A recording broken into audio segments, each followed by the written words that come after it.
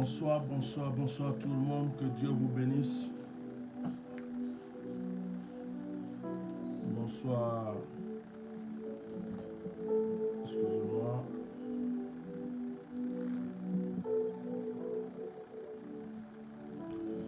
Voilà, bonsoir tout le monde. Bonsoir Ayaboko Hélène, Chantre Naomi, Popo Kofi, Luc Lobognon. Que le Seigneur soit avec vous tous. Que le Seigneur bénisse tous ceux qui sont en train de se connecter. Annick Lobé, sois béni. Que la grâce de Dieu soit sur vous tous.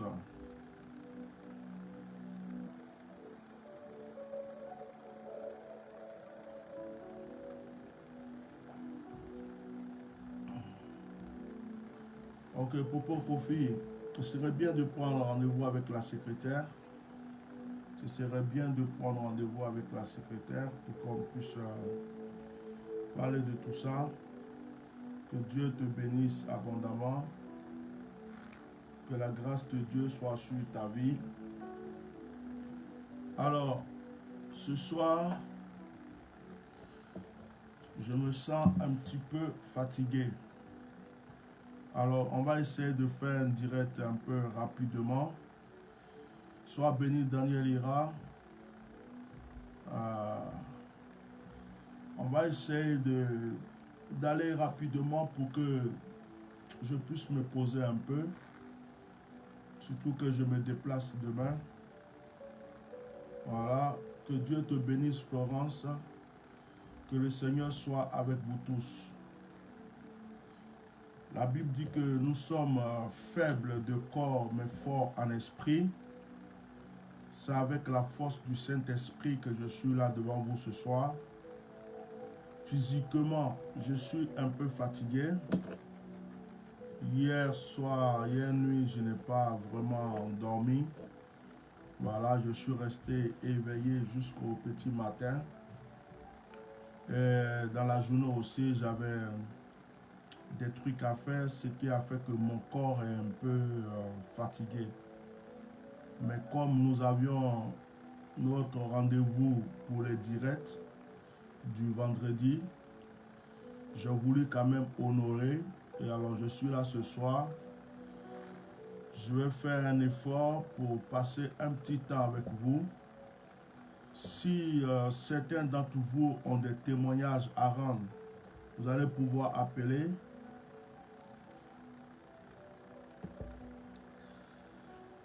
Vous allez pouvoir appeler pour vos témoignages si vous avez des témoignages à rendre. Voilà. Je vais partager un passage avec vous. Peut-être qu'au fur et à mesure, je vais élever la voix, mais pour le moment, je vais parler un peu posément. J'espère que vous m'entendez. J'espère que vous entendez bien ma voix. Continuez à mettre les cœurs, continuez à partager, continuez à mettre les cœurs. Excusez-moi. Oui, allô?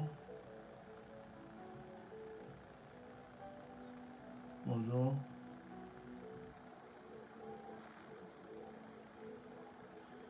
Je suis en direct, je viens à peine de commencer le direct et ce soir, il n'y a pas de sujet de prière.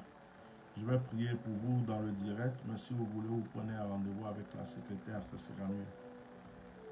Voilà, ce soir, je prends les témoignages. Ce soir, ce sont les témoignages et vous pouvez suivre le direct parce que pendant le direct, je vais prier.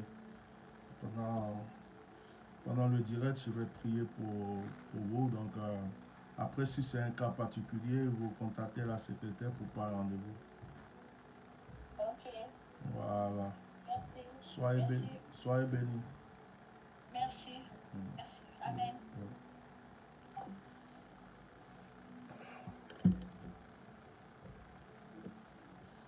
Alors que Dieu vous bénisse abondamment, que la grâce de Dieu soit sur votre vie, que le Saint-Esprit soit avec vous, que le Seigneur vous bénisse énormément. Alors, Popo, le numéro de la secrétaire, c'est, je vais te le marquer là. Je vais te marquer le numéro. Comme tu demandes le numéro, je vais te le marquer. Alors, c'est le 0033. Voilà. 0033 6 24 08 56 89. Ça, c'est le numéro de la secrétaire. Donc, tu peux appeler. Là, elle est sur le direct, donc ça ne sert à rien d'appeler maintenant. Tu peux appeler demain. Tu peux appeler demain ou peut-être plus tard, tu essayes. Je pense que là, tu prends rendez-vous, on pourra se concentrer directement sur ton cas. Soyez bénis dans le nom de Jésus. Seigneur, je prie ce soir que tu puisses me donner la force et que tu puisses m'utiliser pour tes enfants. Je prie pour chaque cœur, chaque vie qui sera connectée à ce direct. Je prie que le Saint-Esprit soit à l'œuvre. L'esprit est disposé même quand la chair est faible. Donne la force à ma chair pour que je puisse, Seigneur, apporter ce qu'il faut à tes enfants au nom de Jésus. Amen. Alors, sans plus tarder, nous allons prendre notre Bible dans Matthieu. On va aller un peu vite ce soir.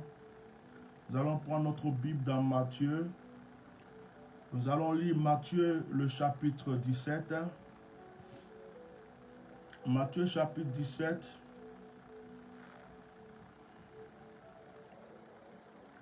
Matthieu, chapitre 17. Bon, je voulais faire une petite lecture, mais je vais vous faire lire plusieurs versets pour que vous puissiez comprendre.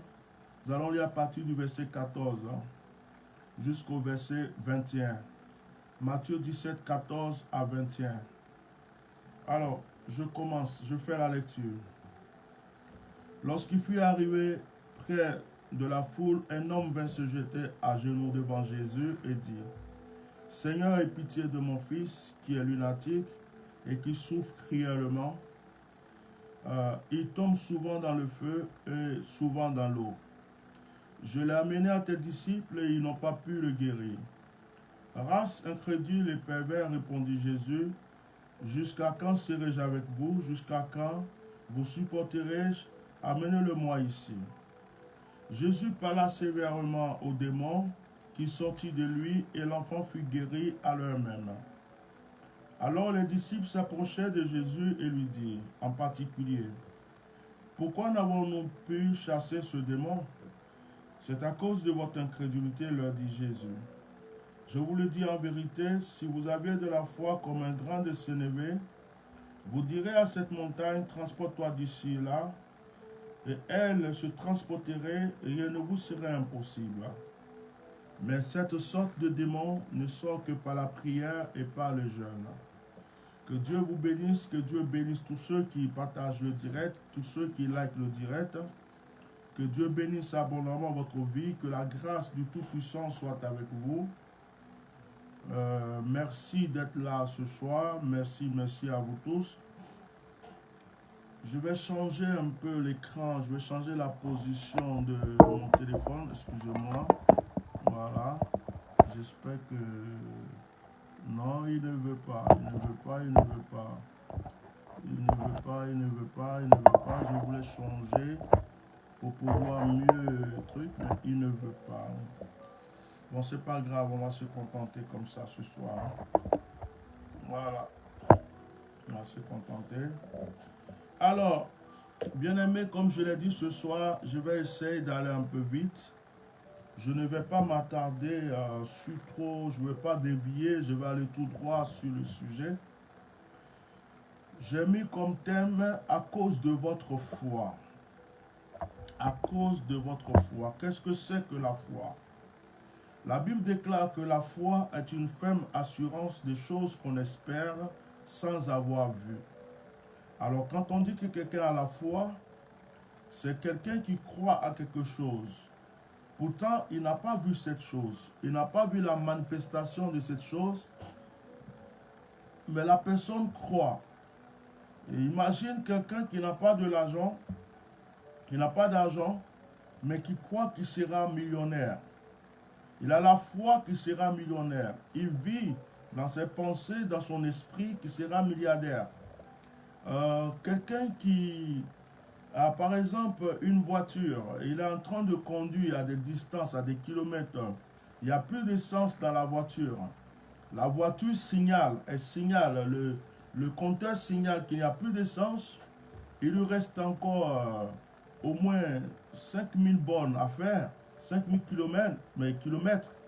Mais la personne est dans la voiture, elle se dit, j'ai la foi que le peu d'essence qui est dans cette voiture va me conduire jusqu'au bout. Elle conduit, elle conduit, elle conduit, elle ne s'arrête pas. Et selon sa foi, elle peut arriver. Après, moi, ça m'est déjà arrivé. Hein. Une nuit où j'avais pas la carte bleue, j'étais ici en France, j'étais à la Toulouse et je devais aller dans les Landes. Et au milieu de la nuit, je roulais jusqu'à la nuit. À un certain moment, je me suis rendu compte que je n'avais pas d'essence. Et en ce moment, j'avais une carte électron.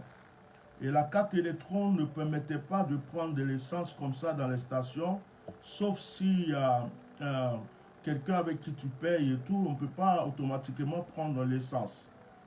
Alors, ce qui veut dire que je suis allé dans une station, j'attendais, je me demandais si quelqu'un venait prendre de l'essence. J'allais essayer de négocier avec la personne pour lui donner de l'espèce. Mais j'avais trouvé personne. Et j'étais au milieu de la nuit dans cette station. Alors j'ai mis ma main sur la voiture, j'ai mis ma main sur le capot, j'ai prié. Et j'ai dit, Seigneur, je ne peux pas rester dans ce lieu, je vais rentrer chez moi. Je suis quitté en mission, et je suis allé prier pour tes enfants. Il faut que je rentre chez moi. Et j'ai prié, la voiture avait déjà signalé, c'était déjà à l'orange. Ça veut dire qu'il n'y avait plus d'essence. Mais bien aimé, j'ai roulé la voiture jusqu'à arriver là où je partais. Il y avait encore vraiment des kilomètres à parcourir. J'avais presque 2 heures de route encore. Et j'ai roulé la voiture jusqu'à ce que je suis arrivé, j'ai garé la voiture. Le lendemain, j'ai encore démarré la voiture et je suis allé chercher de l'essence. Donc la foi, c'est une ferme assurance. On dit une ferme. Ça veut dire que tu es ferme. Ça veut dire que tu es convaincu. Quelles que soient les tempêtes qui sont autour, tu te dis, je vais y arriver. Un homme de Dieu qui a la foi, lorsqu'il voit un paralytique et qu'il est en train de prier pour ce paralytique, il a la foi que ce paralytique va se lever. Parce que s'il n'a pas la foi, il ne peut pas ordonner à un paralytique de se lever et de marcher. C'est la foi qui le pousse. Si tu as le don de prophétie ou le ministère de prophétique, hein, c'est la foi qui t'amène à déclarer des paroles qui doivent s'accomplir. Alors, la Bible dit qu'on ne peut pas plaire à Dieu si on n'a pas la foi. Jésus dit, si vous avez la foi comme un grain de sénévé, vous pouvez déplacer même des montagnes. Les montagnes, ce sont les épreuves. Les montagnes, ce sont les difficultés. Les montagnes, tu ne peux pas dire que tu as la foi quand tout va bien. C'est quand ça ne va pas du tout que tu peux parler de foi. C'est quand il y a une preuve que tu peux parler de foi. C'est quand c'est difficile que tu peux parler de foi. C'est quand il y a quelque chose d'impossible pour lequel tu es en train de lutter que tu peux parler de foi. Alors ici, la Bible nous dit que il y avait un monsieur qui avait son enfant lunatique. Lunatique, c'est comme si l'enfant était épileptique. Il avait l'épilepsie. Mais en réalité, c'était des démons qui fatiguaient l'enfant. En réalité, c'était des démons qui fatiguaient l'enfant. Donc l'enfant était possédé d'un esprit lunatique. Vous savez, souvent, il y a des gens qui sont malades, hein, mais la maladie n'est pas naturelle. C'est un esprit.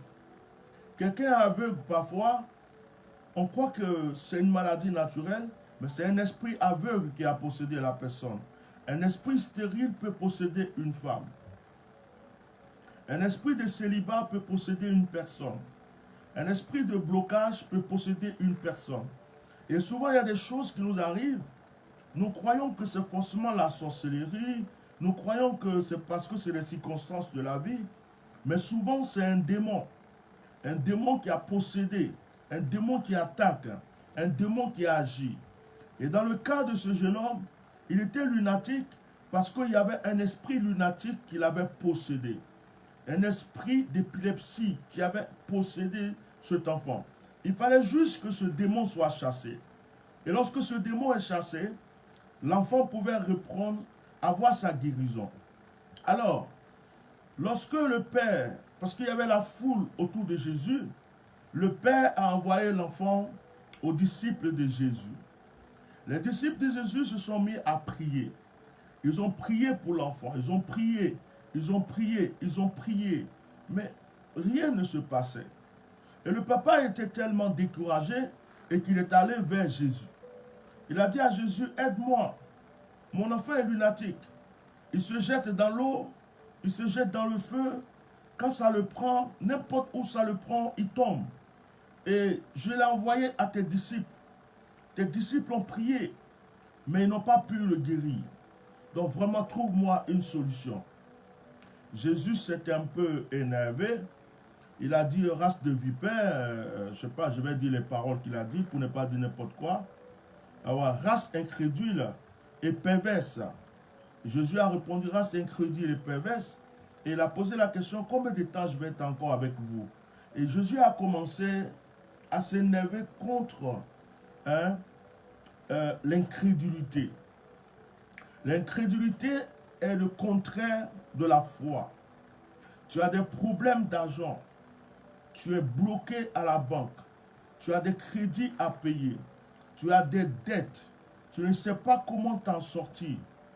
Mais si tu as la foi, tu vas être zen, tu vas être posé.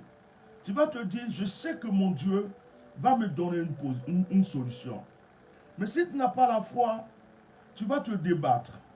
Tu vas manquer de sommeil. Tu vas être gris.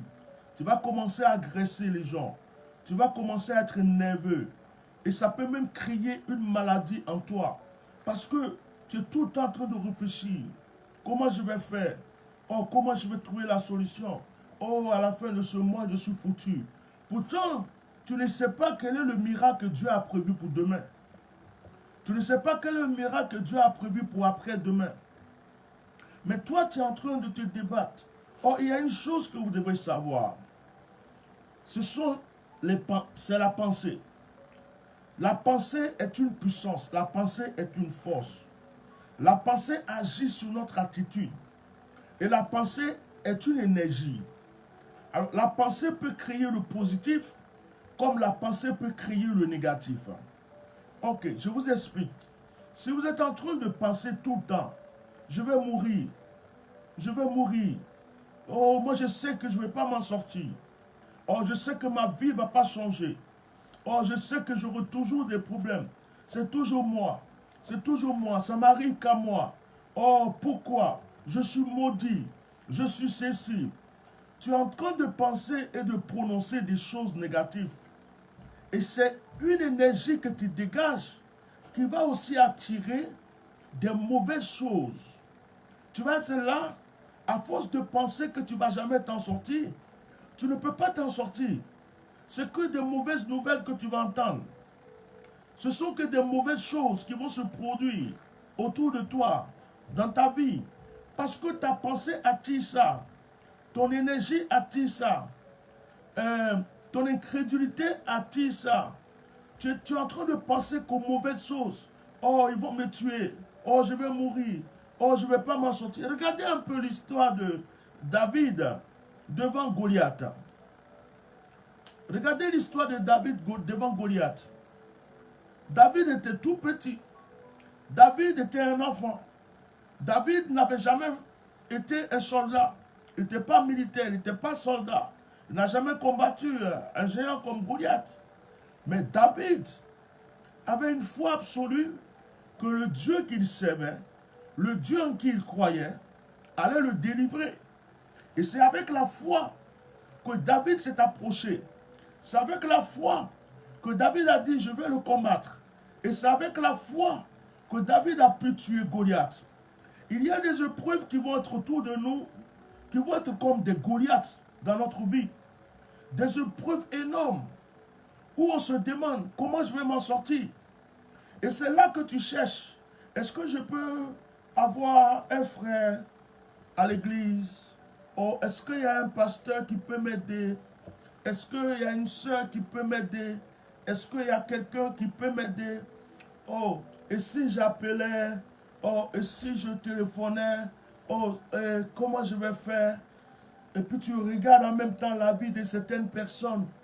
Tu vois qu'elles sont mieux, elles s'en sortent, elles présentent la gloire.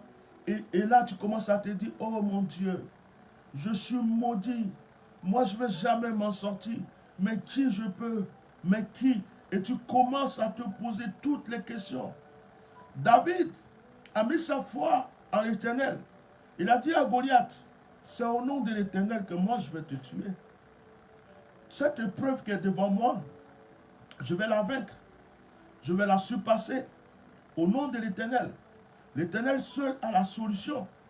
Et donc David, avec sa foi en l'Éternel, a tué Goliath. Et voici cet enfant qui était lunatique. Son père, désespéré, l'envoie à Jésus. Les disciples n'ont pas pu. Mais Jésus va chasser l'esprit lunatique. Jésus va guérir l'enfant. Le père repart avec son enfant. Et les disciples après vont poser la question au Seigneur. Seigneur, comment ça se fait que nous sommes nombreux là, mais on n'a pas pu guérir cet enfant? Comment ça se fait qu'on n'a pas pu libérer cet enfant? Et Jésus va leur dire, c'est à cause de votre incrédulité, à cause de votre manque de foi. Pendant que vous étiez en train de prier, vous vous posiez des questions. Pendant que vous étiez en train de prier, vous voyez l'enfant se débattre. Vous êtes en train de vous demander, est-ce que ça va être possible? Pour tous ceux qui ont fait la démologie, qui ont chassé les démons, ce n'est pas facile de chasser les démons. Il y a des cas de délivrance très terribles où la personne qui est possédée va vous insulter. La personne qui est possédée va vouloir vous taper. La personne qui est possédée, même s'il y a 4-5 personnes autour d'elle, elle va les jeter dans tous les sens. Il y a des cas de délivrance où vous pouvez prier le matin, mais jusqu'à 14 h, vous êtes en train de prier. Parce que le démon ne veut pas sortir. Et deux fois, ce n'est pas un seul démon. Deux fois, c'est plusieurs démons qui possèdent la personne. Vous priez jusqu'à vous êtes fatigué. Vous croyez que vous avez fini de les chasser. Il y a un encore qui se manifeste. Et quand on n'a pas la foi, on se demande, est-ce qu'on va pouvoir chasser ce démon? C'est arrivé des fois où il y a certaines personnes qui ont dit à la personne possédée, bon, tu vas rentrer à la maison et puis demain on va reprendre la délivrance. Or, c'est dangereux. Parce que Jésus dit que lorsqu'un esprit est sorti, il cherche à revenir. Il cherche à revenir dans le corps de la personne. Alors, s'il a la possibilité de rentrer dans le corps de la personne, il va venir avec cet esprit encore plus dangereux. Donc, si moi, j'ai chassé, on va dire, j'ai chassé, on va prendre seulement 3. J'ai chassé déjà 3 démons. Et que la porte est encore ouverte. Il y a certaines personnes qui disent on prie pour fermer la porte. Le sang de Jésus va fermer la porte. La personne va à la maison, demain il va revenir. Bon, moi je pense que c'est n'importe quoi. Quand on commence une délivrance, il faut la terminer, quelle que soit l'heure. Parce que si j'ai chassé 3 esprits et que les 3 esprits viennent avec encore 7 esprits chacun, déjà 3 fois 7, ça fait combien? Ça fait 21. Et après, si on rajoute, parce que il y a déjà les 3 là. Imaginez combien d'esprits la personne va posséder. C'est-à-dire qu'on a chassé seulement 3 esprits. Mais la personne va se retrouver encore avec une autre foule de démons. Ça veut dire qu'on n'a rien fait. Vous voyez? À ceux qui ont fait la délivrance, ceux qui font la délivrance savent un peu de quoi je parle. Il y a des cas très, très, très dangereux. Il y a même des démons qui vont accuser. Il y a des démons qui vont dire, va là-bas, tu es comme nous. Toi là, tu te prends pour qui? Il y a des démons qui vont t'insulter. Parce que les démons connaissent souvent ta vie. Ils vont dire, oh, tu penses que quoi? Toi-même là, ceci, cela. Tu lui dis simplement, tais-toi, ferme ta bouche. Ici, il ne s'agit pas de moi. Je suis là pour te chasser. Au nom de Jésus-Christ, toi tu sors. Point. Voilà. Mais si tu commences à dire, est-ce que moi-même hier, pour pouvoir chasser le démon là, hier, je me suis embrouillé un peu avec madame. Peut-être que ça là, ça fait que, oh, hier, j'ai mal parlé à mon mari. Ou bien hier, je me suis un peu énervé. Peut-être qu'à cause de ça, il ne peut pas. C'est fini. Tu n'as plus la force. Tu ne peux plus chasser ces démons-là. C'est fini. Donc, les disciples de Jésus, chassant ces démons, étaient dans une attitude d'incrédulité. Parce que c'était un cas un peu dangereux. Alors, ils se demandaient, est-ce qu'ils allaient pouvoir? Et Jésus dit, c'est à cause de votre incrédulité. Parce que vous n'aviez pas la foi. Pendant que vous étiez en train de prier là, votre foi n'était pas là. C'est pourquoi vous n'avez pas pu chasser ce démon. Et Jésus va leur dire après, mais il y a des démons, il y a des cas très difficiles, c'est par le jeûne et la prière qu'on peut régler cela. Donc, il a donné encore une autre solution. La première solution, c'est d'avoir la foi. La deuxième solution, c'est le jeûne et la prière. Ce soir, bien-aimés, comme je vous l'ai dit, je ne vais pas trop m'attarder. Donc, je suis allé droit au but là pour pouvoir vous donner l'enseignement que je vais vous donner. Après, s'il y a des gens qui veulent rendre témoignage pour les prières passées, je vais écouter quelques témoignages et on va terminer le direct. Et je vais me poser un peu. Je voulais te dire à toi, mon frère et ma soeur, la vie n'est pas difficile, elle n'est pas facile. Jésus lui-même a dit, vous êtes dans ce monde, mais vous n'êtes pas de ce monde. Vous êtes dans ce monde, mais vous n'êtes pas de ce monde. En réalité, beaucoup de vrais enfants de Dieu sur cette terre vivent des épreuves. Je ne vais pas accuser ceux qui ne vivent pas les épreuves. Je ne vais pas dire que ceux qui ne vivent pas des épreuves ne sont pas des enfants de Dieu. Ce n'est pas à moi de les juger. Peut-être qu'ils ont eu leur temps d'épreuve et ils sont en train de vivre leur temps de bonheur. Je ne les connais pas, je ne les connaissais pas.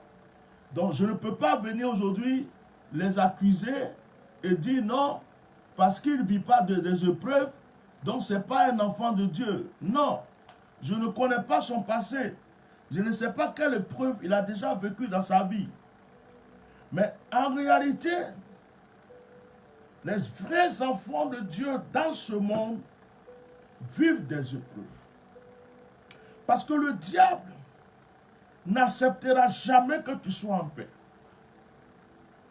Il n'acceptera jamais que tu aies la paix. Il n'acceptera jamais que tu aies la joie totale. Il n'acceptera jamais que tout aille pour toi. Si tout va bien chez toi, c'est que tu l'as vaincu. Si tout va bien chez toi, ça ne va pas chez lui. Donc, tout ce qu'il peut faire pour te créer des problèmes, dans tes finances, dans ton couple, dans ta famille, dans la vie de tes enfants, dans ton travail, il peut faire que les gens vont te détester, te haïr, te rejeter, t'abandonner. Il veut que tu vives des épreuves parce qu'il a un but. Et son but à lui, c'est que dans les épreuves, peut-être que tu cherches à retourner à lui. Il y a des gens qui ont abandonné la foi à cause des épreuves. Il y a deux sortes de foi. Il y a la foi qu'on porte en Dieu. La foi qu'on porte en Dieu. Et il y a la foi Il y a la foi qu'on porte en Dieu.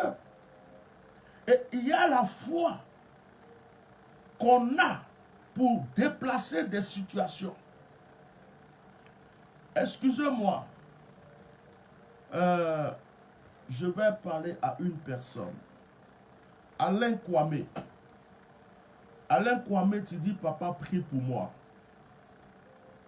Je ne sais pas qu'est-ce qui se passe chez toi. Je ne sais pas qu'est-ce qui se passe dans ta vie. Je ne sais pas vraiment qui tu es. Mais aujourd'hui, j'ai vécu quelque chose. Je ne sais pas si tu es l'auteur de cela ou si tu fais partie des gens qui sont dans ça. Mais il faut revoir certaines choses.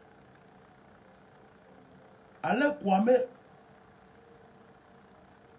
dans le direct du mercredi, j'ai révélé des paroles très fortes sur toi. Je t'ai dit d'appeler la secrétaire. Aujourd'hui, je reçois un message sur mon téléphone, mon WhatsApp. Déjà, le premier message que j'ai reçu, c'était les gens qui font une certaine publicité. Ils disent qu'ils veulent faire la publicité de ma page. Ils disent qu'ils veulent faire la publicité de ma page. Et c'est comme ça qu'ils ont procédé pour voler ma première page. Donc ce sont des brouteurs. Alors, je me méfie maintenant de tout. Je n'accepte aucune publicité, je n'accepte rien du tout. Donc, j'ai vu des gens qui ont envoyé une publicité en anglais. J'ai bloqué ces personnes sur mon WhatsApp. Après, j'ai vu que tu m'as envoyé un message. Non, tu m'as appelé. Oui, papa, depuis ce matin, j'essaie de te joindre. Et ceci, j'ai dit, mais comment ça? Et je t'ai dit, je vais t'envoyer le numéro de ma secrétaire. Le même numéro que tu as pris pour m'appeler. J'ai écrit le numéro de ma secrétaire pour que tu puisses contacter ma secrétaire. Dès que j'ai écrit le numéro de ma secrétaire, automatiquement, la publicité que j'avais bloquée est revenue sur ton numéro. Comme si c'était toi qui m'avais envoyé cette publicité. Alors, j'ai répondu à ces personnes. Je les ai dit qu'elles seront maudites. Et j'ai dit des paroles très sévères contre elles. Et j'ai bloqué le numéro. D'ailleurs, ils m'ont répondu encore en anglais. Hello, fuck you. Ils m'ont dit ça. C'est pas grave, je les ai bloqués. Je te revois sur le direct. Alain Kwame, papa prie pour moi. Donc, je suis un peu perturbé. Alors, s'il te plaît, appelle la secrétaire. Prends rendez-vous avec la secrétaire. Je te recevrai comme je reçois tout le monde. Je ne peux pas dire que c'est toi. Je ne peux pas dire que c'est quelqu'un qui a pris ton numéro ou tu as des amis qui ont profité de ton numéro. Ça, je ne veux pas m'occuper de ça. Mais s'il te plaît, appelle la secrétaire pour prendre rendez-vous. Sois béni. Excusez-moi, bien-aimé, d'avoir fait cette parenthèse parce que j'ai vécu ça aujourd'hui même. Donc, je voulais mettre les points sur les i pour pouvoir continuer.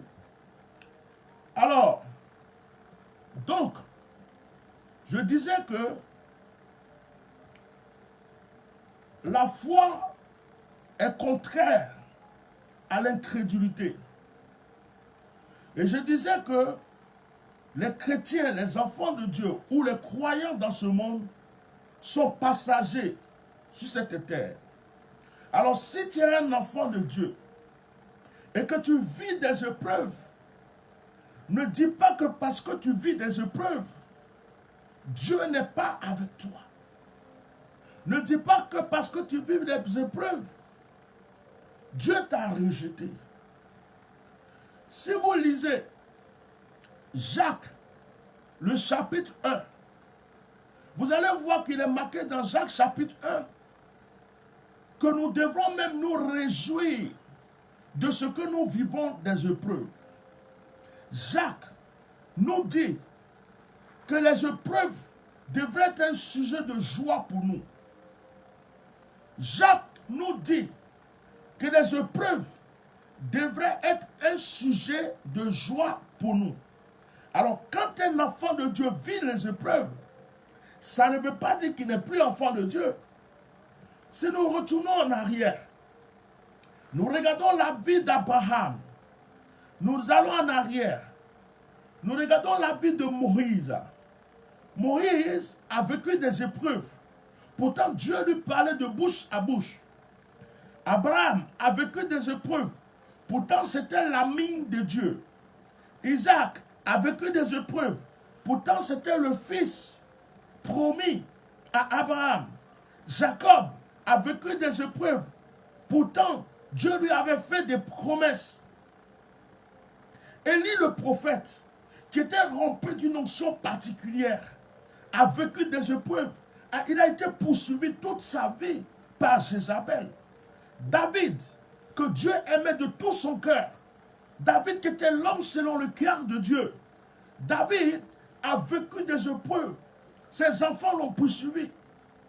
Il avait des ennemis. Il était un roi qui n'était jamais assis sur le trône. Toujours en train d'aller à la guerre. Toujours en train de fuir. Toujours en train de se débattre. Pourtant, Dieu l'a oint. Pourtant, il a été appelé. Pourtant, il avait tué Goliath. Pourtant, Dieu l'aimait. Et Dieu lui-même disait que David est l'homme selon mon cœur. Cela n'a pas empêché à David de vivre des épreuves. Marie a vécu des épreuves. Elle qui a enfanté Jésus, elle était obligée de fuir. D'abord, elle a accouché dans une étable. Après, elle s'est enfuie en Égypte avec son enfant.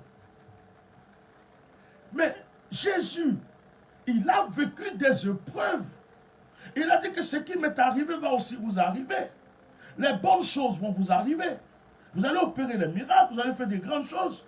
Mais n'oubliez pas qu'il aura aussi des persécutions. Il aura des épreuves. Jésus nous l'a dit. Les disciples de Jésus, on parle de Pierre, on parle de Paul, on parle de Jean, on parle de Jacques. Mais écoutez, serez-vous prêts à vivre ce qu'ils ont vécu? Être lapidé pour Christ. Être lapidé pour Christ. Être brûlé pour Christ. Être emprisonné pour Christ. Être jeté. Oh my God.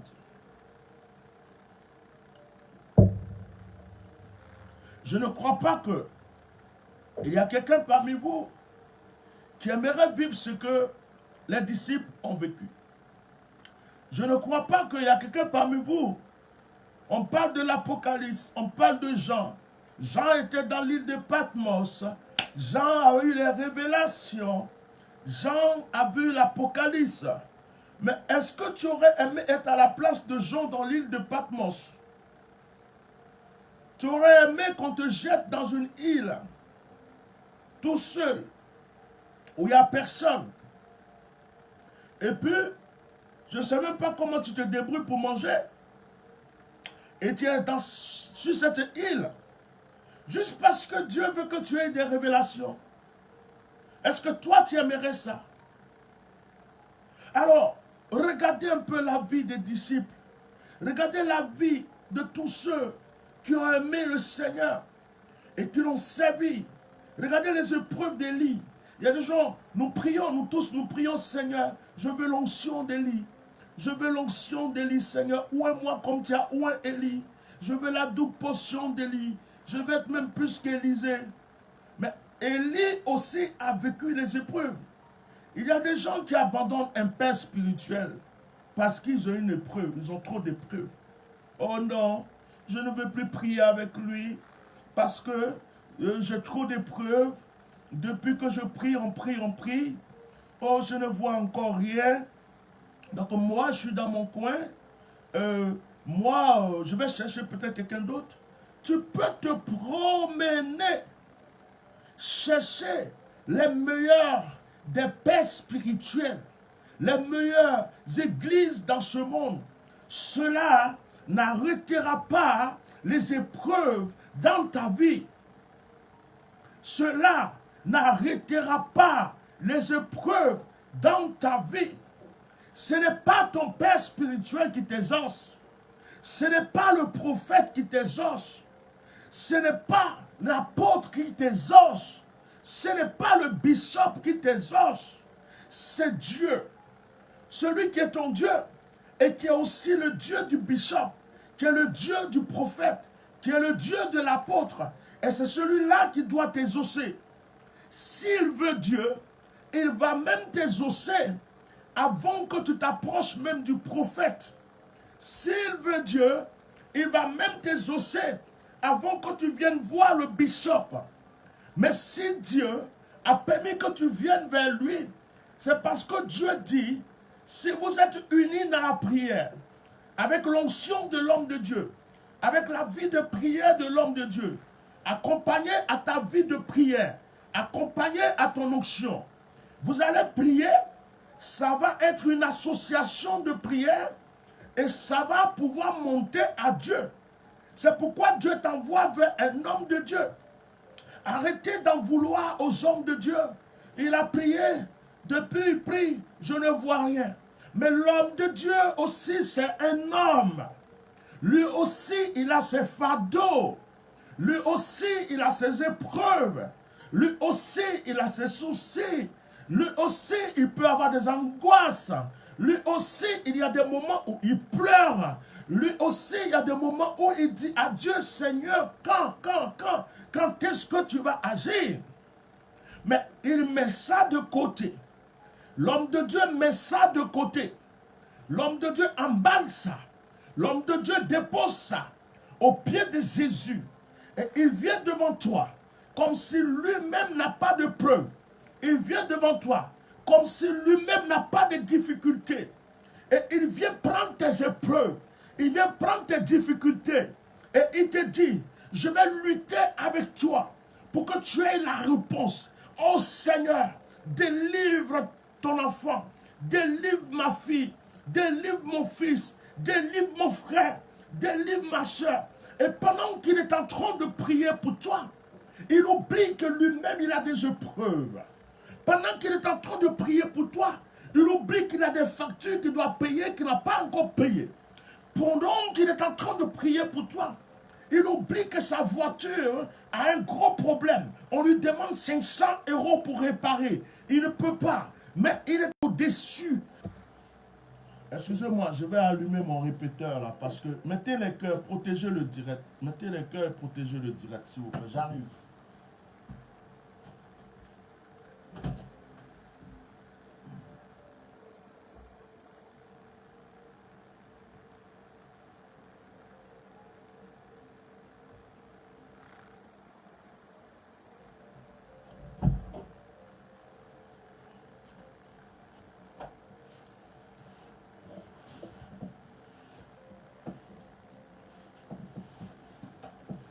Parfois, ton problème n'est pas au-dessus du problème de l'homme de Dieu. Si l'homme de Dieu lui-même pouvait t'expliquer quelles sont les épreuves que lui-même traverse, quelles sont les attentes, qu'est-ce qu'il veut que Dieu fasse et que Dieu n'a pas encore fait, mais il espère, il a la foi. Il sait que ce qui est sûr, Dieu va le faire. Et qu'il a mis de côté. Et qu'il est en train de prier pour toi. Toi-même, tu vas dire, oh, comment quelqu'un peut avoir des épreuves comme ça? Et puis il laisse ça de côté pour venir prier pour moi. Quand je compare mes épreuves aux épreuves que lui il est en train de vivre, mais mes épreuves ne sont rien. Mais c'est à cause de la foi. C'est parce que cet homme de Dieu a la foi. C'est parce que cet homme de Dieu se dit, quel que soit tout, mon Dieu va résoudre le problème. C'est un problème d'argent, c'est pas grave. Mon Dieu va le résoudre. C'est un problème de quoi? C'est un problème administratif.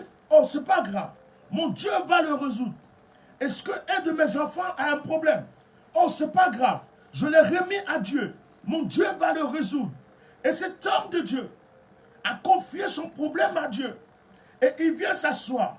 Peut-être même que sa famille et lui n'ont plus rien à manger. Mais il ne va pas venir te dire que sa famille et lui n'ont plus rien à manger. Il va venir prier avec toi. Il va même jeûner avec toi. Alors arrêtez d'en vouloir aux hommes de Dieu. Arrêtez d'en vouloir aux pasteurs, aux prophètes. Vous leur donnez deux fois toutes vos fautes. Vous leur donnez deux fois tous vos fardeaux. Vous faites comme si c'est eux qui sont morts à la croix pour vous. Celui qui est mort à la croix pour vous s'appelle Jésus-Christ de Nazareth. Vous pouvez même le prier chez vous à la maison. Vous pouvez le prier dans la rue. Vous pouvez le prier n'importe où. Il s'appelle Jésus. C'est Dieu seul qui a la solution pour nous tous. Mais il a choisi des apôtres. Il a choisi des prophètes. Il a choisi des évangélistes. Il a choisi des pasteurs. Il a choisi des docteurs pour que ces personnes puissent vous aider. Et ce sont des humains comme vous. Ce sont des êtres humains comme vous. Il ne faut pas dualiser les hommes de Dieu. Il ne faut pas prendre les hommes de Dieu pour Dieu. Ce sont des êtres humains. Ne mettez pas votre foi à un homme de Dieu. Si tu mets ta foi à un homme de Dieu, tu mets ta foi au bishop. Au lieu de mettre ta foi au Dieu du bishop, tu mets ta foi au prophète. Au lieu de mettre ta foi au Dieu du prophète, tu mets ta foi à l'évangéliste. Au lieu de mettre ta foi au Dieu de l'évangéliste, et tu es en train de perdre ton temps. Tu es en train de perdre ton temps. Vous comprenez? Mettez les cœurs et partagez le direct, protégez le direct s'il vous plaît. Je ne veux plus avoir à répéter ces genres de paroles pendant que je prêche. Mettez les cœurs s'il vous plaît. Jésus dit, c'est... Il y a une personne qui a essayé de m'appeler. Elle est sur le direct. Je vais lui dire de m'appeler sur WhatsApp. Famille, appelle-moi sur WhatsApp, c'est mieux. Appelle-moi sur WhatsApp.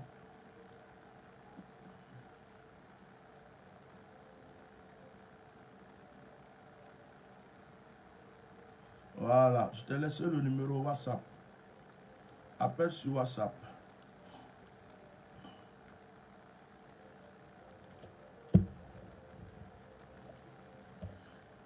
Je me rappelle, quand j'étais dans une ville de la France qui s'appelait Châtellerault, et j'avais ouvert une église, et que j'avais préparé un programme, et que j'avais invité un homme de Dieu. Et à 1 semaine ou 2 semaines du programme, ma femme qui était enceinte a accouché d'une manière prématurée.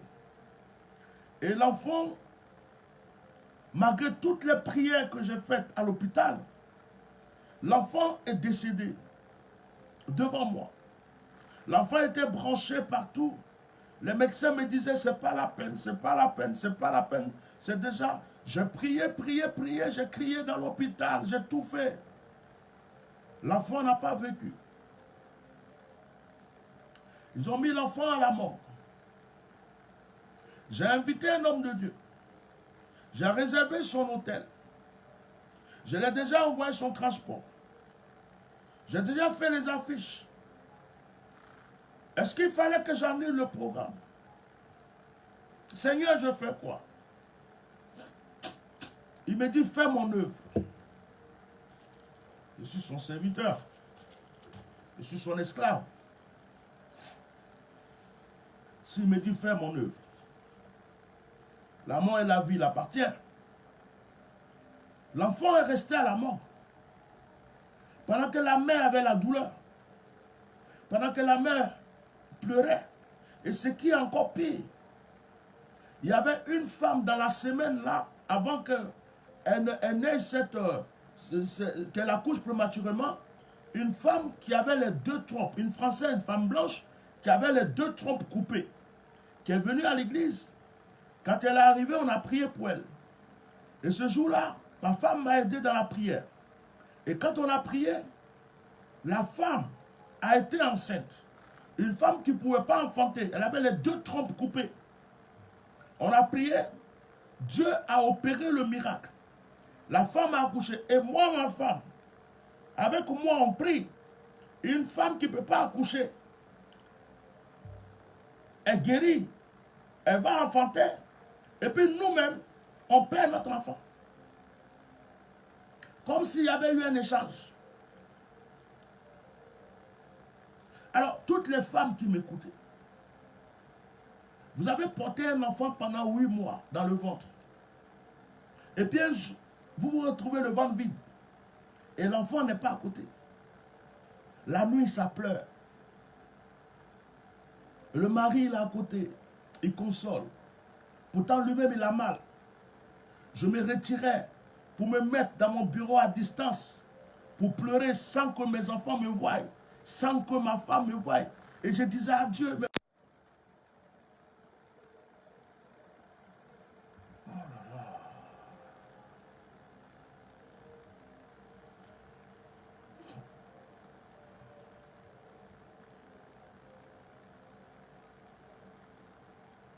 Esprit Nzoué, appelle sur WhatsApp, s'il te plaît. N'appelle plus par Messenger, ça va couper le direct. Merci. Donc, je console, madame, je fais comme, si je suis fort, ça va aller, chérie, du courage.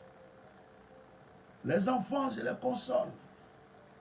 Je me retire dans mon bureau et je pleure. Seigneur, pourquoi tu m'as fait ça? Je finis de pleurer devant Dieu. Je suis mes larmes. Et puis je ressors. Je vais m'asseoir, il n'y a rien. On a fait le programme. Pendant que l'enfant était à la mort, l'homme de Dieu est venu. Je l'ai reçu. Je l'ai hébergé. Je l'ai bien nourri.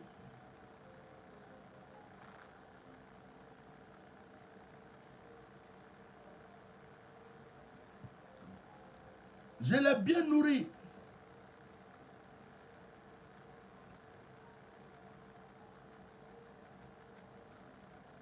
Le programme est fini.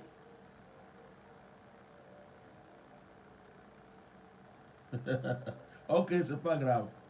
Le programme est fini. Et lorsque le programme est fini, c'est après qu'on allait enterrer l'enfant. Et ça n'a pas suffi à Dieu. Elle tombe encore enceinte.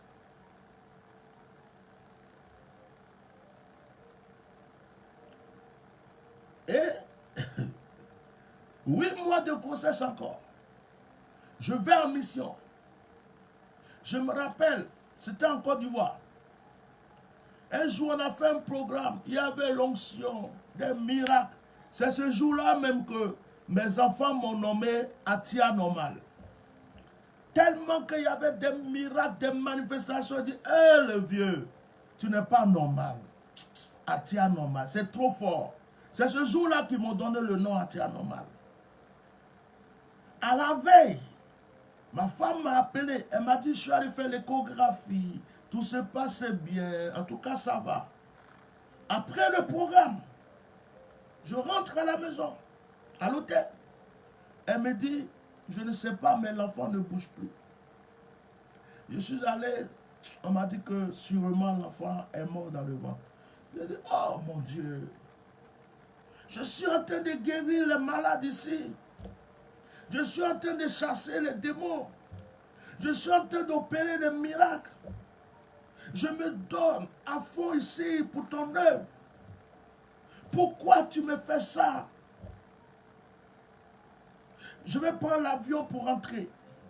Il me dit, tu ne rentres pas. Tu es venu faire mon œuvre, tu continues. Waouh! La pauvre, elle devrait rester, il me restait encore 2 semaines. Elle devait rester toute seule, dans sa douleur. Elle buvait des choses là, des médicaments pour faire passer, pour que ça sorte. Ils ont enlevé l'enfant, ils ont mis à la morgue, j'attendais le papa. 2 semaines après, je suis arrivé. Les 2 enfants ont été enterrés dans le même tombeau au cimetière de Poitiers. Souvent, je vais là-bas pour les voir.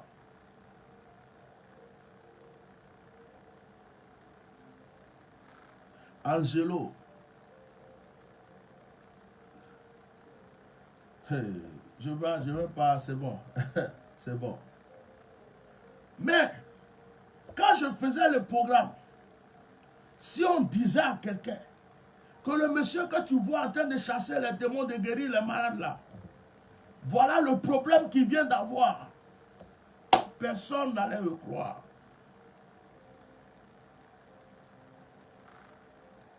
Personne n'allait le croire. Ah, je ne sais pas si beaucoup de personnes peuvent supporter ça. Quand tu sers Dieu, tu mets ta confiance en des gens et que les gens te rejettent, te trahissent, tu perds tout dans ta vie. Mais tu peux te lever un matin pour dire je ne sers plus Dieu, c'est bon, je suis fatigué. Les gens sont mauvais. Mais l'homme de Dieu que tu vois là, s'il voulait t'expliquer les épreuves que lui-même il a traversées ou qu'il traverse, comment Dieu l'a formé pour lui donner le cœur qu'il a, pour pouvoir prier pour toi, tu vas comprendre que tes épreuves sont petites. Tu parles de problème d'argent. Lui, il a déjà perdu 1 fois tout dans sa vie, 2 fois tout dans sa vie, 3 fois tout dans sa vie, 4 fois tout dans sa vie, 5 fois tout dans sa vie.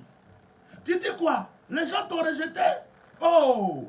Lui-même, on l'a rejeté jusqu'à fatiguer, abandonné, repoussé. Tu dis quoi? Qu'est-ce que tu dis? Qu'est-ce que tu racontes? Mais pourquoi tu peux en vouloir à ton pasteur, à ton prophète, à ton bishop, je ne sais pas qui? Parce que depuis un moment, vous priez pour un sujet, tu ne vois pas la réponse. Mais il n'est pas Dieu. Il est en train de prier Dieu pour toi. Il est en train de dire à Dieu d'intervenir. C'est ta foi à toi qui va l'aider à prier pour que Dieu puisse exaucer. Sa foi plus ta foi va donner la réponse. Mais si lui, il a la foi et que lui, il est en train de prier, si lui, il a la foi et que lui, il est en train d'intercéder pour toi et que toi, tu n'as pas la foi, tu veux la magie. Et beaucoup de personnes veulent la magie aujourd'hui. Beaucoup de personnes veulent la magie. Un clin d'œil, je t'ai confié le sujet, bam, réponse. Beaucoup de personnes, on m'a parlé d'une femme ici en Europe. Elle avait un problème de santé. Elle a laissé tous les hommes de Dieu qui sont ici en France. Parce que les gens aiment le bling-bling. Les gens aiment, quand ils voient quelque part, practicalise. Et puis il y a la foule. Ils disent, ouais, c'est là-bas se trouve Dieu. Je m'en vais voir Dieu. Elle a payé son billet d'avion. Elle a envoyé 1 million de francs CFA d'offrande. Elle est partie pour avoir sa guérison. Et l'homme de Dieu l'a reçu. Il a tapé comme ça, pa. Il dit, c'est fait, tu es guéri.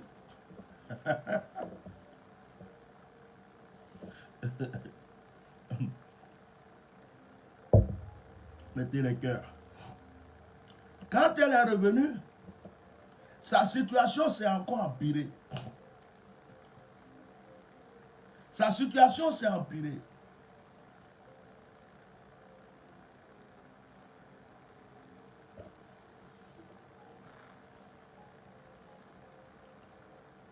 Elle dit, mais pourtant, c'est un grand prophète. Je vois qu'il y a du monde qui va. Il opère des miracles. Bon, moi je ne te dis pas que c'est des montages que tu as vus sur ces vidéos. C'est peut-être des miracles. Mais qui t'a dit que ton miracle était entre ses mains? Ton miracle se trouve d'abord entre tes propres mains. Ton miracle se trouve d'abord entre tes propres mains. Ton miracle va dépendre de ta propre foi. C'est ta foi qui va déclencher ton miracle. C'est ta foi qui va te permettre et te conduire vers l'homme de Dieu qu'il faut pour qu'il puisse appuyer afin que ce miracle se déclenche. Mais si tu n'as pas la foi et que tu es en train juste de chercher un magicien, oh, parce qu'on parle de lui là, tu vas arriver, praticalis, boum, boum, praticalis, boum, boum. Ok, c'est fait, 1, 2, 3, tu es guéri. Il prend ton argent, il mange zéro.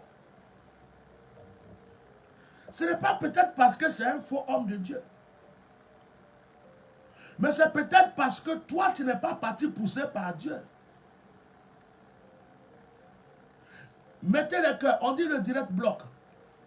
C'est peut-être parce que toi, Dieu ne t'a pas dit d'aller voir cet homme. Toi, tu as vu la foule. Tu as vu des vidéos. Tu as vu des montages. Tu n'as même pas la foi. Mais tu dis, je vais aller le voir. Peut-être que, frères et sœurs, si tu as la foi, Dieu peut prendre un passant dans la rue pour te sauver. Si tu as la foi, Dieu peut prendre un petit serviteur de Dieu qui est caché dans un village pour régler ton problème. Si tu as la foi, sans même aller voir un homme de Dieu, Dieu peut te donner la réponse chez toi à la maison. La foi a des attitudes. La foi a des comportements. On ne peut pas avoir la foi et tout le temps en train de se lamenter. On ne peut pas avoir la foi et puis dire je ne dors plus, je réfléchis trop, oh je ne sais pas. Ce n'est pas la foi. Ça, ce n'est pas la foi. On ne peut pas avoir la foi et puis être toujours déprimé. Quelles que soient les montagnes qui sont devant toi, quelles que soient les épreuves qui sont devant toi, le Seigneur dit que par ta foi, tu peux les déplacer. Alors peut-être que tu n'as pas encore la bonne foi. Demande à Dieu de te donner le degré de foi qu'il faut. Demande à Dieu de te donner la foi qu'il faut pour pouvoir déplacer toutes sortes de montagnes qui sont devant toi. J'ai appris une chose avec Dieu. Il est fidèle. Dieu peut te prendre ça. Il peut te prendre ça. Il peut te prendre ça.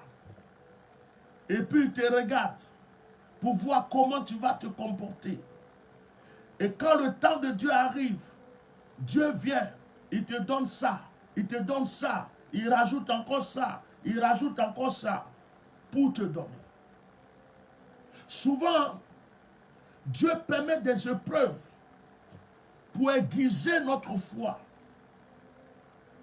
De fois, Dieu permet des difficultés pour faire grandir notre foi. Mais malheureusement, il y a des épreuves qui arrivent. Au lieu que nous laissions notre foi grandir, nous laissons notre foi baisser. Il y a des gens qui ont quitté le Seigneur.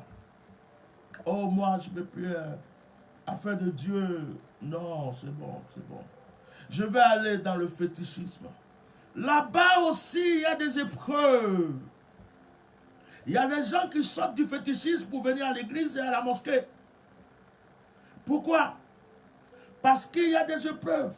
Ils ont tué des bœufs, ils ont tué des moutons, ils ont tué des cabris. Ils ont même fait toutes sortes de sacrifices. On a dit fais ça, on a dit fais ça, on a dit fais ça. Ils ont tout fait. Le problème est encore là.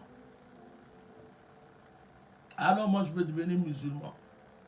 Il y a des musulmans qui ont des épreuves. Il y a des chrétiens qui ont des épreuves. Ce n'est pas la religion qui va enlever ton épreuve. Ce n'est pas parce que tu es à côté d'un tel homme de Dieu ou dans telle église, dans telle confession, dans telle religion que l'épreuve va s'arrêter. C'est Dieu seul qui a la capacité de briser une épreuve devant toi. Si tu as foi en Dieu, reste ferme et sache que quel que soit tout, il a une solution pour toi. Il y a des gens qui sont tombés très bas. Il y a des gens qui sont tombés très bas, à l'oubli même. On les a oubliés. C'était fini. Et puis un jour, boum, Dieu les relève. Il les repositionne. Les gens qui se moquaient d'eux sont étonnés. Les gens qui croient que c'était fini pour eux disent, c'est elle qui est là, c'est lui qui est là. Voilà comment Dieu travaille. Et puis il y a des gens qui ont été hauts, qui sont montés très haut. Et puis un jour, boum, ils sont tombés. Et les gens regardent, c'est lui là, c'est pas lui qui était ceci, c'est pas lui qui était cela. La vie est bizarre. C'est pourquoi quand ça va chez toi, ne crois pas que c'est le paradis. Ne commence pas à te moquer des gens. Ne commence pas à te croire supérieur à tout le monde. Ne commence pas à croire que tu es mieux. Parce que ce que tu vis là, il y en a qui l'ont vécu, qui sont peut-être tombés. Et il y en a qui étaient rien, qui sont venus vivre plus que ce que tu vis. Dieu est capable de tout. Ce soir, comme je vous l'avais dit au début, je me sens un peu fatigué. Je ne veux pas trop m'attarder. Il y a aussi un deuxième point que je touche, c'est le jeûne et la prière. Quand vous voyez qu'une situation est difficile, vous voyez que vous luttez pour quelque chose, il n'y a pas de solution. Demandez à Dieu de vous orienter dans le jeûne et la prière. Ne faites pas des jeûnes par la chair. Oh, je vais prendre 21 jours de jeûne. Si ce n'est pas Dieu qui t'a dit, ça ne sert à rien. Oh, je vais prendre 40 jours. Si ce n'est pas Dieu qui t'a recommandé, tu perds ton temps. Non, je vais faire 3 jours. Le jeûne d'Esther. Les jeûnes ont un nom maintenant. Jeûne d'Esther. Jeûne de ceci. Jeûne de cela. Jeûne d'Élie. Non. Dieu peut te dire, dans tout ce mois-là, mange seulement à 15 heures. Ou mange à 18 heures. Tu peux boire des jus de fruits ou de l'eau, mais tu manges à 18 heures. Dieu peut te dire, prends 3 semaines où tu manges que des trucs liquides et tu pries. Prie 3 fois par jour. Dieu peut t'orienter. Et Jésus dit, il y a des situations qui peuvent se régler que dans le jeûne. Tellement que le démon qui est derrière est coriace. C'est par le jeûne et la prière. La Bible dit, réjouissez-vous sans cesse. La Bible dit, soyez toujours heureux. Parce que le diable aussi sait que si vous êtes toujours heureux, vous attirez des bonnes choses vers vous. Alors, il va toujours créer des situations bizarres. Tu étais ami avec quelqu'un, tu ne sais même pas pourquoi, il ne te parle plus. Tu as ta meilleure copine, c'est sur qui tu comptais. Un matin, tu apprends qu'elle faisait ça contre toi. Tu es là, et puis un matin, on t'appelle, on dit tu es renvoyé. Ton compte bancaire, tu es là, et puis il y a des gens qui viennent voler ton argent, des usurpateurs. Et des épreuves, des choses pour te malmêler, pour te mépriser, pour faire que tu te décourages. Parce que le but du diable, c'est que tu te décourages. Le but du diable, c'est que tu n'aies pas la paix dans le cœur. Le but du diable, c'est que la joie ne puisse pas être dans ton cœur. Mais est-ce que tu vas le laisser faire? Mais même si tu n'as pas la joie et que tu passes ton temps à t'inquiéter, ça va résoudre quoi? Si tu es tout le temps triste, ça va arranger quoi? Si tu passes tout ton temps à pleurer, ça va te donner quelle solution? Rien. C'est seulement ton visage qui va changer. Tu es tout le temps triste, tu vas devenir vilain, tu vas avoir des rides, tu vas avoir une maladie. Parce que tu n'as pas la joie. Alors maintenant, regarde l'épreuve qui est devant toi et dis à cette épreuve, au nom de Jésus-Christ de Nazareth, moi, tant, je t'ai déjà vaincu.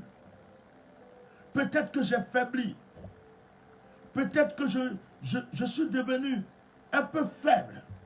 Peut-être que tu m'as eu un peu. C'est comme dans un ring. Ceux qui font la boxe le savent. Ce n'est pas parce que ton adversaire qui est devant toi t'a donné un crochet, un uppercut, qu'il a gagné.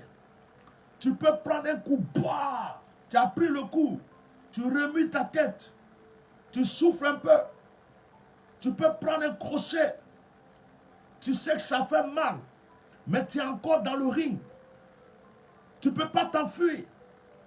Tu ne peux pas attraper ta tête pour pleurer. Oh, il m'a tapé ici. Oh, mais regardez comment son coup il m'a donné un coup qui me fait mal. Non. Tu respires. Tu fais comme si tu n'as pas mal. Et tu cherches comment toi aussi tu vas la voir. Et tu souffles. Tu cherches ses ouvertures. Et puis, bah, toi aussi tu mets. Bah, tu mets. Il envoie pour lui, tu bloques. Tu mets pas. Vous allez continuer jusqu'à ce qu'on vous dise que le combat est terminé. Tant que le combat n'est pas terminé, ce n'est pas parce qu'il t'a donné un coup, 2 coups, 3 coups qu'il a gagné. Tu peux peut-être le mettre KO. Parce que pendant qu'il est en train de te cogner, il peut être essoufflé. Il peut faire un faux pas. Et puis tu vas envoyer un crochet qui va l'amortir. Tu vas avoir un uppercut qui va l'amortir. Tu vas envoyer un crochet qui va le terminer. Peut-être qu'il ne savait pas que ton crochet droit était terrible. Et tu ne l'avais pas encore envoyé. Mais lorsque tu vas envoyer ce crochet, il va s'écrouler. Et tu vas dire, j'ai la victoire. Il ne faut pas s'enfuir devant les épreuves. Et quand je vois des gens qui se suicident, quand je vois des gens qui se donnent la mort, qui disent, je n'en peux plus de ce monde, je ne sais plus. Et la plupart du temps, tu vas chez eux, ils ont des beaux canapés, ils ont une grosse télé, ils ont une voiture, ils ont un compte bancaire avec de l'argent, ils ont ce qui... Oh, ma copine m'a quitté, je n'en peux plus, je vais me suicider. Oh, mon mari, je vais me tuer. Oh, je n'en peux plus. On m'a renvoyé de tel travail. Mais tu respires encore. Tu respires. Tu respires. C'est que tu as la force. Tu respires. C'est qu'il y a encore une solution. Est-ce que tu es en train de respirer? C'est que tu peux trouver une solution. Pourquoi t'anéantir toi-même alors qu'en toi se trouve encore de l'énergie pour te relever? Jésus dit, c'est à cause de votre incrédulité. Jésus dit, ce genre d'esprit, ce genre de situation peut se régler dans le jeûne et la prière. Si ça ne va pas, retire-toi souvent, prie. Et attends. Le Seigneur a entendu tes prières. Il te donnera la réponse. Ne baisse pas les bras. Tu n'es pas la seule personne qui vit des épreuves sur cette terre. Il y a des gens, s'ils pouvaient venir t'expliquer leurs épreuves, comparées à pour toi. Oh, quand tu vois les gens mourir dans la mer, parce qu'ils veulent aller en Europe, quand tu vois les gens dormir dans les rues, en plein hiver, quand tu vois des gens qui fouillent dans des poubelles pour manger, et quand tu vois des gens, ils ont tellement d'épreuves, tu les regardes, ça fait pitié. Quand tu vois quelqu'un on a coupé son pied, quand tu vois quelqu'un, on a coupé sa main, et tu vois quelqu'un qui est aveugle, oh, et tu vois quelqu'un qui a une maladie bizarre, et toi, tu es bien portant, toi, tu as le minimum, toi, on va dire que tu es un peu à l'aise. Les gens même te voient, ils t'envient, tu ne sais même pas. Et c'est toi qui vas détruire ta vie par l'incrédulité, par le doute, et te laisser effondre, te laisser tomber. Bien-aimé, relève-toi. Bien-aimé, relève-toi. Dieu sait ce que tu traverses. Il dit, je ne vous laisserai pas tenter au-delà de vos forces. Il n'y a aucune épreuve que vous allez traverser qui sera au-delà de vos forces. Si Dieu permet une épreuve, c'est parce qu'il sait que tu es capable de supporter. Et c'est parce qu'il sait qu'au moment où ça va devenir terrible, que tu ne pourras plus supporter, il sera là pour te donner la solution. Que le Seigneur vous bénisse ce soir. Que sa grâce soit sur votre vie.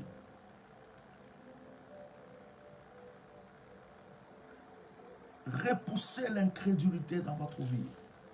Quelles que soient toutes les épreuves, quelles que soient toutes les situations difficiles, quel que soit tout ce qui va arriver, peut-être même que tu n'as plus d'argent, tu ne sais même pas qu'est-ce qu'il faut manger.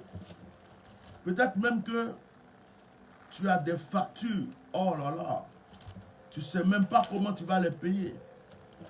Peut-être que tu es surendetté, même peut-être que tu es interdit bancaire.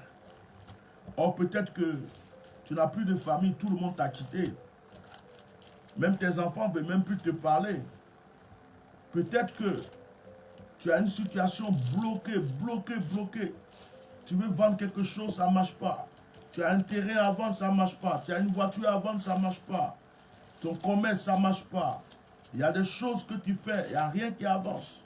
Tu es en train de te demander, mais oh, est-ce que je vais vivre dans ça toute ma vie ou ça va s'arrêter?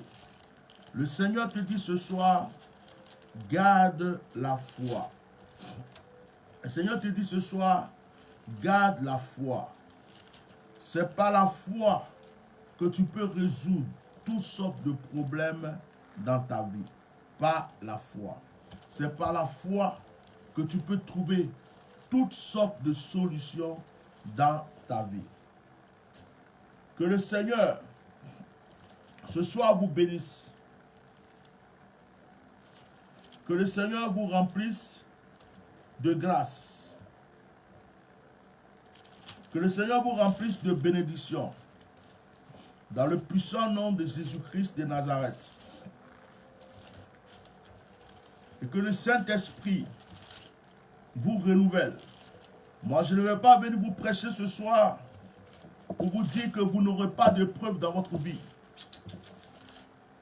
Je ne vais pas venir vous dire que quand on est chrétien, on n'a plus de preuves. Ça sera vous mentir. C'est même quand on accepte Dieu qu'on a encore plus de preuves. C'est quand on accepte Dieu qu'on a encore plus de preuves. Plus de preuves. Quand tu acceptes Dieu, c'est là que les épreuves se multiplient dans ta vie.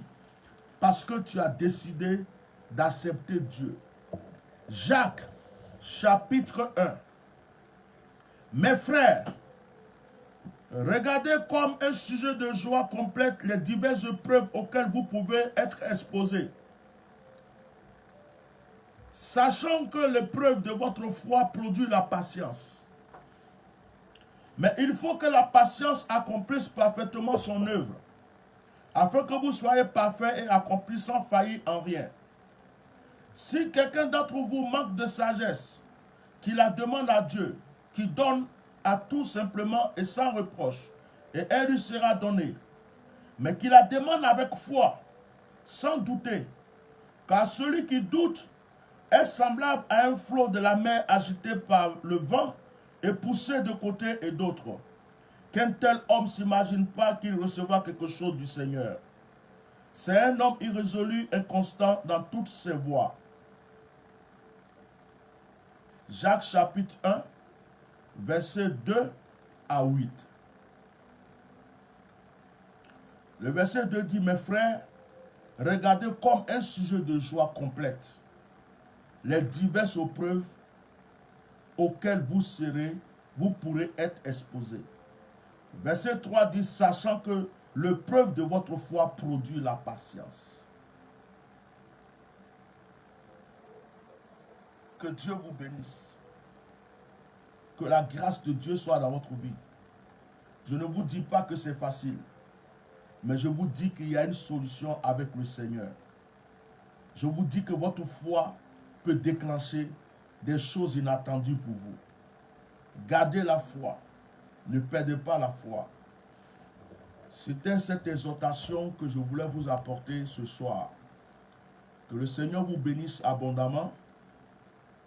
Alors, avant que je prie pour vous, s'il y a une ou deux personnes qui avaient prévu de rendre témoignage, vous pouvez appeler pour qu'on écoute votre témoignage avant que je fasse la prière. Que Dieu vous bénisse.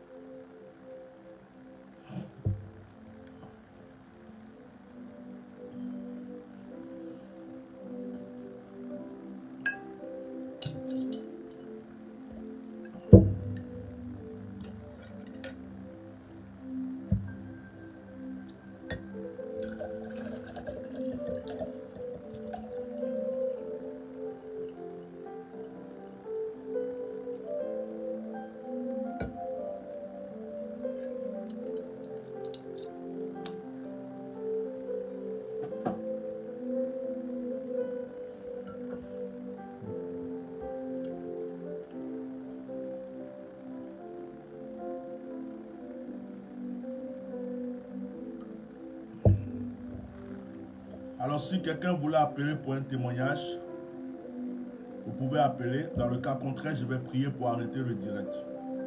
Voilà. Vous avez mon numéro sur l'énoncé du direct. Numéro WhatsApp. Alors, si quelqu'un voulait rendre témoignage ce soir, dans le cas contraire, nous allons faire la prière pour terminer.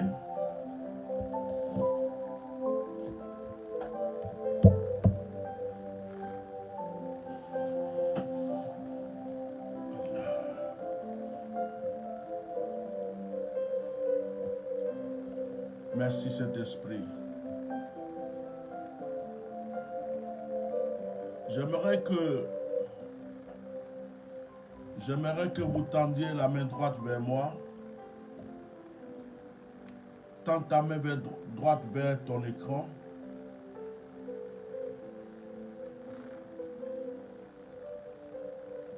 Tends ta main droite vers ton écran.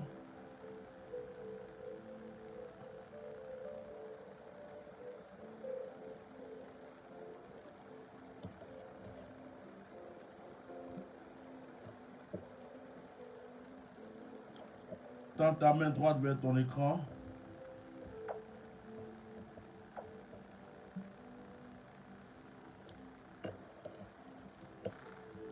Marabroko shaka bayala kasaka.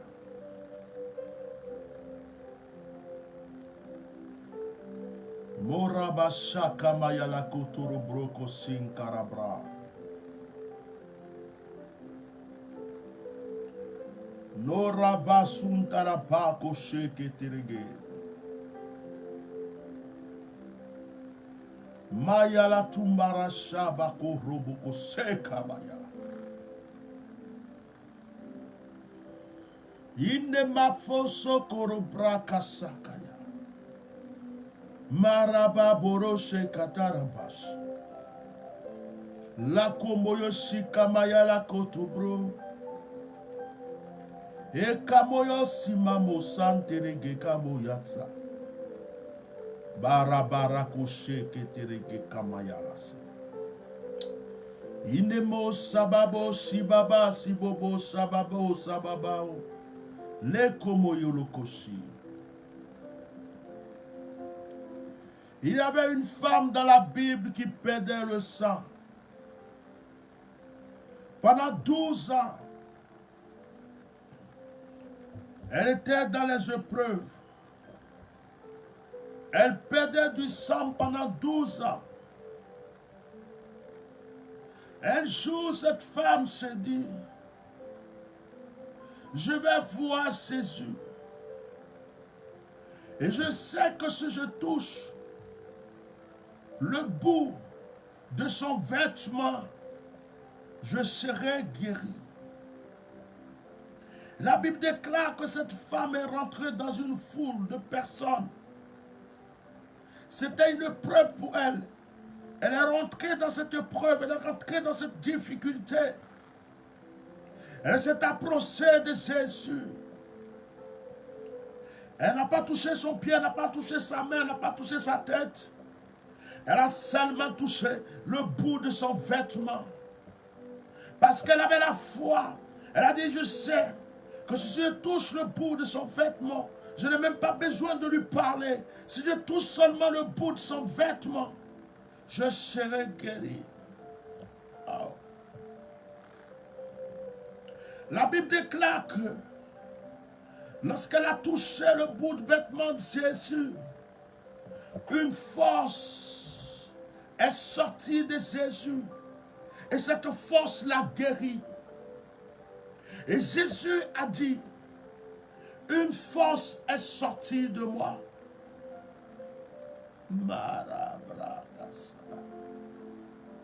Une force est sortie de moi.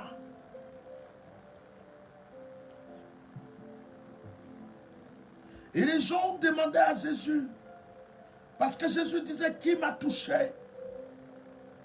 On dit, mais Seigneur, il y a la foule autour de toi. Il y a beaucoup de personnes qui te touchent. Comment tu peux dire que quelqu'un t'a touché?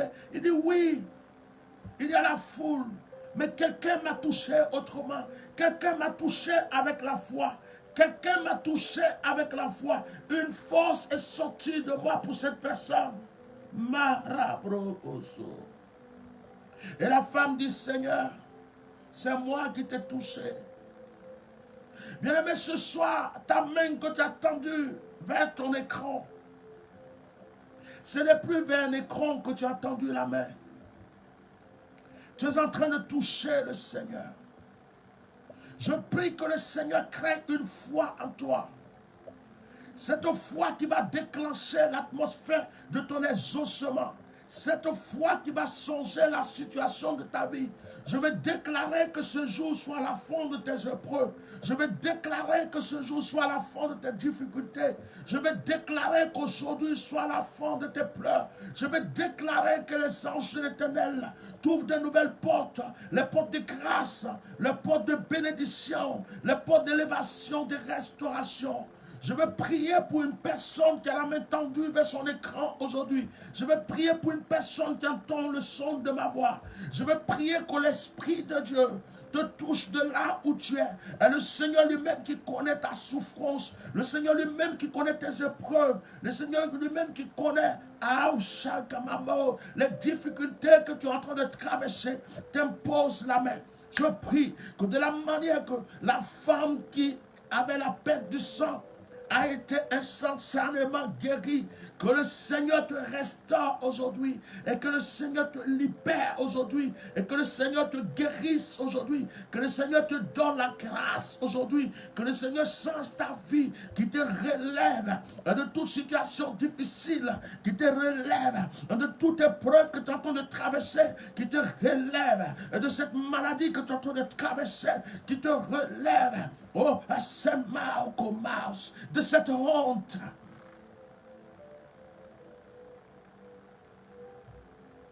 Je prie que les anges de l'Éternel soient autour de ta vie. À cet instant, je suis en train de prier. Et qu'une grâce se déverse sur ta vie. Une colonne de grâce, une colonne de bénédiction, et une colonne d'élévation. Que le Saint-Esprit te prenne la main et te relève. Et que tu sois comme ce boiteux, tu sois comme ce paralytique. Oh, que tu es devant le temple. Et, oh.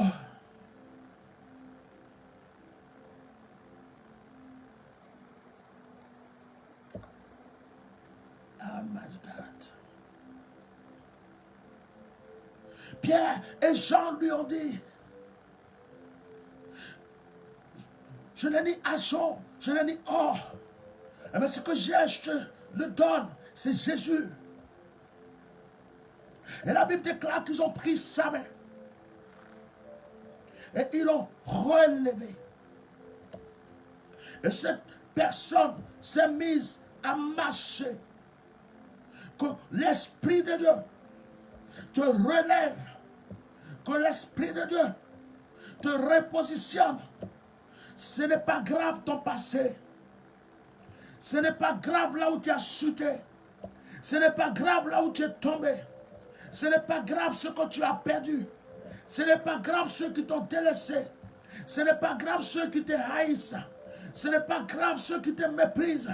Ce n'est pas grave ceux qui ne croient pas en toi. Ce qui est important, c'est que tu puisses te relever. Ce qui est important, c'est que tu puisses tenir la main du Saint-Esprit ce soir même. Et que tu te repositionnes. Et que tu deviennes une nouvelle femme. Et que tu deviennes un nouvel homme. Ce qui est important ce soir, c'est que l'Esprit de Dieu, de là où tu es, te redonne la force, la vigueur que tu n'as pas. Hey, tu n'as pas besoin de compter sur un être humain. Tu n'as pas besoin de compter sur une femme. Tu n'as pas besoin de compter sur des personnes. Tu n'as pas besoin de compter sur un clan. Tu n'as pas besoin de compter sur des hommes. Les hommes vont te trahir. La Bible déclare, malheur à celui qui se confie en l'homme. Ça peut être bon aujourd'hui, demain ça peut changer. Mais ce qui est important, c'est de mettre ta confiance en Yeshua Mashiach. Ce qui est important, c'est de tendre la main et de saisir la main du Saint-Esprit. Parce que l'Esprit de Dieu, en ce moment même, est en train de te relever. Je vais prophétiser que ta situation a changé. Je vais prophétiser que l'Éternel va te donner un nouveau départ. Je vais prophétiser que l'argent qui ne venait pas dans ta vie va commencer à venir. Je vais prophétiser que les murs de blocage sont brisés. Je vais prophétiser que la maison que tu vendais, que tu ne pouvais pas acheter, est achetée. Le terrain est acheté. Ton commerce va changer de vie. Ta situation va changer de vie. Oh, tes projets vont voir le jour. Et je vais prophétiser et que les vœux qui sont dans ton cœur vont se réaliser. Je veux prophétiser qu'aujourd'hui même, le Seigneur est en train de commencer un nouveau départ dans ta vie. Ah, je vais prophétiser que le Seigneur a dit, tout ce que vous demanderez à mon nom vous sera accordé. Il dit tout ce que vous lirez sur la terre sera lié dans le ciel. À ma qualité de roi de Dieu, je vais lier tes épreuves. À ma qualité de roi de Dieu, je vais lier tes difficultés. À ma qualité de roi de Dieu, je vais lier tes difficultés, tes épreuves, tes malheurs, tes pleurs. Et à ma qualité de roi de Dieu, je vais délier ta bénédiction. Je vais délier ton élévation. Je vais délier ta richesse. Je vais délier ta restauration. Je vais délier ta vie spirituelle. Et je déclare que le Saint-Esprit accomplisse tout cela dans ta vie au nom de Jésus. Amen.